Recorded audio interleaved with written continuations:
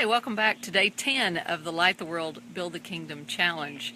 Today I've been reading in Luke 4 and 5 and thinking about it in terms of our challenge to get down on our knees every day and ask the Lord to help us show us how to light the world, to build the kingdom, make it a better place. Just what's one thing we can do.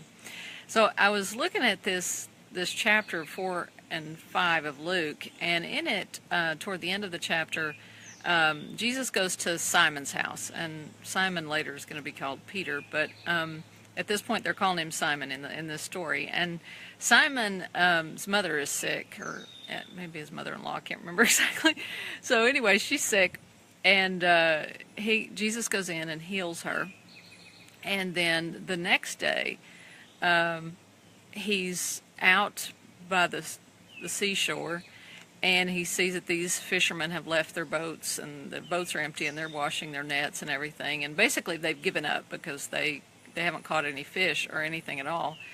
And Jesus gets into Simon's boat, and he says, cast out a little bit. And he casts out just off into the sea a little bit and teaches the people for a while. And then after he teaches them, he asks Simon to take the boat farther out. He says, go into the deep, cast into the deep, unless let down your nets. And Simon's like, well, we've been fishing all night. We haven't found a thing. And this is kind of a waste of time. But if, on your word, I'll do it. I mean, he's just seen his mother healed there. So he's like, okay. And they let down the nets, and they pull in more than anybody can even imagine that anybody has ever caught. And they, it's loading down both of the ships. And then it says that Jesus, he asks them to come follow him, and they forsake all. They forsake everything and follow him. And I was thinking about what does it take?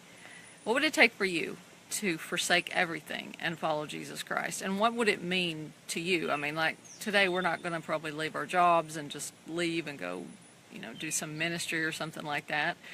And I don't think we're being asked to do that, most of us, on a day-to-day basis. But what would it take for you to just say, shift your priorities a little bit to where being a good example, being a light in the world was your first priority? What if that's all it took to come follow him? You didn't have to leave all your livelihood behind or your ships or whatever. I mean, they knew they would be provided for. They just watched him provide all those fish, right? I mean, so what if we had that kind of faith? What if we really trusted that he would provide, that everything that we needed would be cared for? If somebody was sick, they would be healed, whatever. We trusted God for everything. What would it take then to forsake all?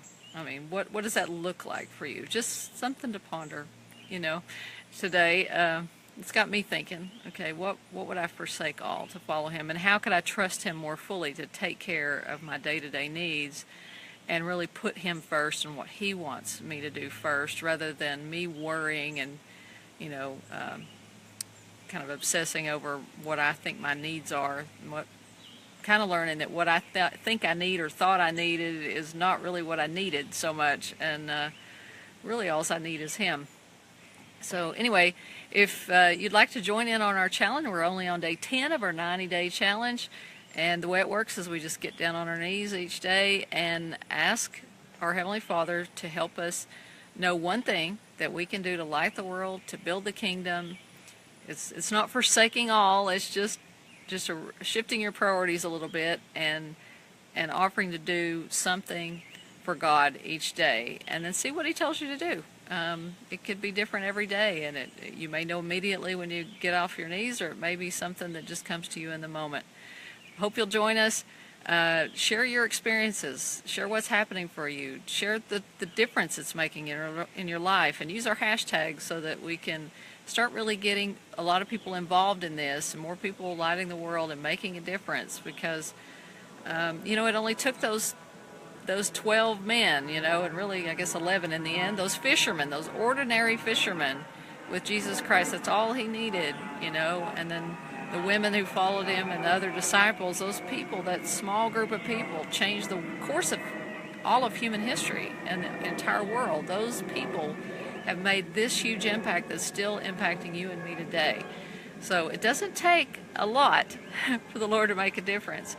And you know how blessed those people were to be able to be part of that movement. And we can be a part of it in a small way today in the way we live our lives. So y'all take care. God bless. Have a fantastic day.